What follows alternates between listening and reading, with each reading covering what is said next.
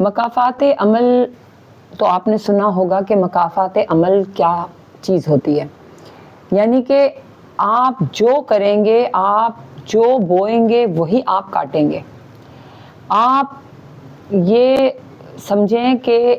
یہ ایک سسٹم اللہ تعالیٰ نے رکھ دیا ہے کہ مطلب انسان بچ نہیں سکتا۔ انسان جو یہ سوچتا ہے نا کہ میں جو چاہے کر لوں اور مجھے کوئی کچھ بولنے والا نہیں ہے، روکنے والا نہیں ہے، کچھ نہیں ہوتا مجھے، ہوتے ہیں اس طرح کے لوگ بھی۔ لیکن ایک چیز ہے مکافات عمل، آپ اچھا کریں گے تو گھوم کے کہیں نہ کہیں وہ آپ کے ساتھ ضرور اچھا ہوگا اور اچھا آئے گا۔ لیکن اگر آپ کسی کے ساتھ برا کریں گے، وہ خود آپ کے سامنے کہیں نہ کہیں گھوم کے وہ چیز آپ کے سامنے لازمی آئے گی، کیونکہ جو مکافات عمل جو ہے وہ ایک ایسی چیز ہے جو انسان کو یہ بتاتی ہے کہ اے انسان، تو جو کرے گا تجھے وہ بھگتنا پڑے گا۔ اسی لیے آپ دیکھیں اللہ تبارک تعالیٰ نے بھی انسان کو یہ بتا دیا ہے کہ آخرت میں تو نے جو کچھ دنیا میں کیا ہے اس کا تجھے اسی حساب سے طریقے سے تجھے چیز ملے گی۔ اچھا کرے گا تو تجھے جزا ملے گی، برا کر کے آئے گا تو تجھے سزا ملے گی۔ تو دنیا میں بھی جو مکافات عمل جو ہے وہ چیز ہے کہ انسان کو جو ہے وہ برائی کا بدلہ پھر برائی ہی کی صورت میں ملتا ہے، اور اچھائی کا بدلہ اس کے سامنے اچھائی کی صورت میں ہی آتا ہے۔ لیکن بہت سارے لوگ ایسے ہوتے ہیں، وہ یہ کہتے ہیں کہ ہم کتنا بھی اچھا کر لیں، کسی کے ساتھ بھی ہمارے ساتھ کبھی اچھا ہوتا ہی نہیں ہے، بلکہ جو لوگ برائی کرتے ہیں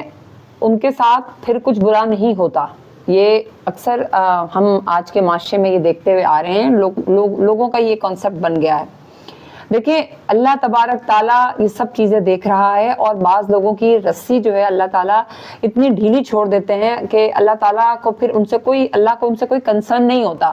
اللہ تعالیٰ اس بندے کو اس کے حال پہ چھوڑ دیتا ہے، اور اللہ تعالیٰ یہ دیکھ رہا ہوتا ہے کہ یہ بندہ کتنا تک جائے گا، کتنے آگے تک جائے گا، کسی کے ساتھ یہ بندہ کتنا برا کرے گا۔ تو اگر لوگ یہ سمجھ جائیں، آپ یہ دیکھیے گا کہ لوگ جو ہے وہ نمازیں بھی پڑھ رہے ہوتے ہیں اور تراویح بھی پڑھ رہے ہوتے ہیں، روزے بھی رکھ رہے ہوتے ہیں، اور جو یہ مہینہ اسلامی ماشاءاللہ رمضان مبارک کا چل رہا ہے، اس مہینے میں زیادہ جو ہے وہ لوگ ڈھیٹ ہو جاتے ہیں، برائیاں کر رہے ہوتے ہیں، یعنی کہ ذخیرہ اندوزی کر رہے ہیں، کسی کے ساتھ برا کر رہے ہیں، بری چیزیں بیچ رہے ہیں، مطلب کیا ایسی چیزیں ہیں جو نہیں لوگ کر رہے ہوتے۔